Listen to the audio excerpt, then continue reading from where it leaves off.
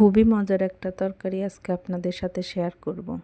ছোট চিংড়ি মাছ দিয়ে লতি রান্না করার জন্য প্রথমে কড়াইতে দিয়ে দিব পরিমাণ মতো সয়াবিন তেল, দিয়ে দিব পেঁয়াজ কুচি। পেঁয়াজটাকে হালকা ভেজে নিব, তারপর দিয়ে দিব চিংড়ি মাছ। চিংড়ি মাছটাকে পেঁয়াজের সাথে কিছুটা ভেজে নেব। চিংড়ি মাছটা কিছুক্ষণ ভেজে নেওয়ার পর এখন এর মধ্যে দিয়ে দিব আগে থেকে কেটে ধুয়ে পরিষ্কার করে রাখা লতি। লতি দিয়ে কিছুক্ষণ তেলে ভেজে নেব।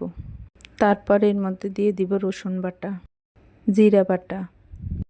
রসুন আর জিরাটাকে লতির সাথে মিশিয়ে নেব। তারপর এর মধ্যে দিয়ে দিব পরিমাণ মতো লবণ, মরিচ গুঁড়া, হলুদ গুঁড়া, ধনিয়ার গুঁড়া দিয়ে আবারও সব কিছু ভালোভাবে মিশিয়ে নেব। কিছু সময় ভেজে নেওয়ার পর এখন এর মধ্যে দিয়ে দিব পরিমাণ মতো পানি। খুব বেশি পানি এতে দিব না, আমি লতিটা শুকনা শুকনা করে রান্না করব। এরপর একটা ঢাকনা দিয়ে ডেকে রান্না করে নেব সিদ্ধ হয়ে জলটা শুকিয়ে আসা পর্যন্ত। তারপর এতে দিয়ে দিব কেটে রাখা কাঁচামরিচ, আবারও ঢাকনা দিয়ে ডেকে রেখে দিব। জলটা শুকিয়ে গিয়েছে, এবার চুলা থেকে নামিয়ে নেব।